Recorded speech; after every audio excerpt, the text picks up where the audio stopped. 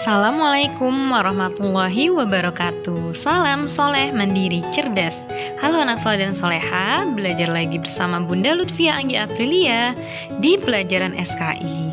Pada hari ini kita akan belajar materi pelajaran 7 Khalifah Abu Bakar As-Siddiq. Dan pembahasan kita adalah tentang perjuangan Abu Bakar As-Siddiq ketika menjadi khalifah. Perjuangan pertama yang dilakukan oleh Khalifah Abu Bakar As-Siddiq adalah menumpas pengacau agama. Setelah Nabi wafat, timbul banyak golongan. Ada yang murtad, enggan membayar zakat, dan ada juga yang mengaku sebagai nabi palsu. Nah, golongan murtad itu muncul karena belum memahami tentang Islam. Nah, lalu ada lagi golongan tidak mau bayar zakat. Kebanyakan dari mereka berada di sekitar Madinah. Yang ketiga adalah orang-orang yang mengaku nabi palsu.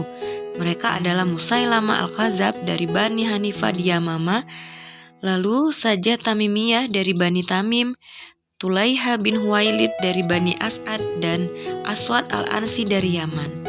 Abu Bakar bermusyawarah dengan para sahabat.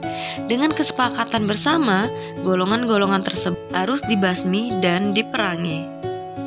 Yang kedua adalah perjuangan dalam perluasan wilayah.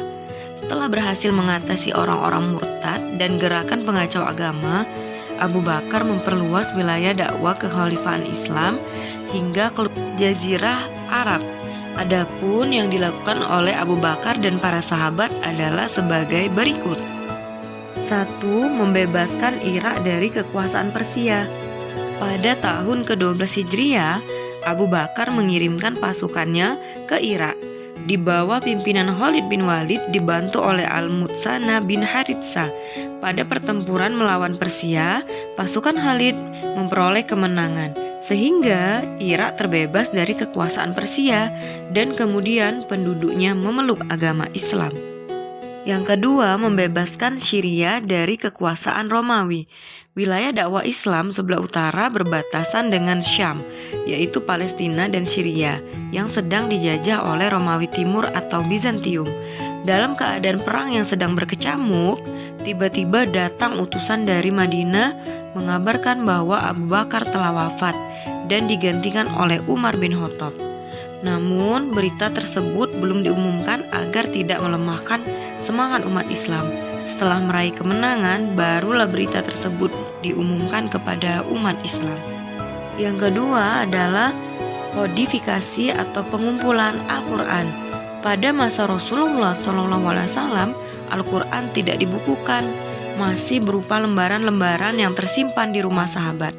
Oleh karena itu, Umar bin Khattab mengusulkan agar ayat Al-Quran dikumpulkan. Khawatir karena banyak orang penghafal Al-Quran yang gugur. Abu Bakar setuju akan hal tersebut. Lalu dibentuklah panitia penghimpun Al-Quran yang diketuai oleh Zaid bin Sabit.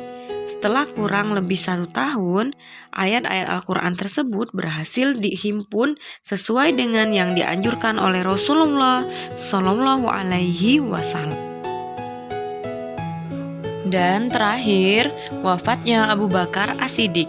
Abu Bakar wafat karena sakit pada tanggal 21 Jumadil Akhir tahun ke-13 Hijriah, bertepatan dengan tanggal 12 Agustus 632 Masehi.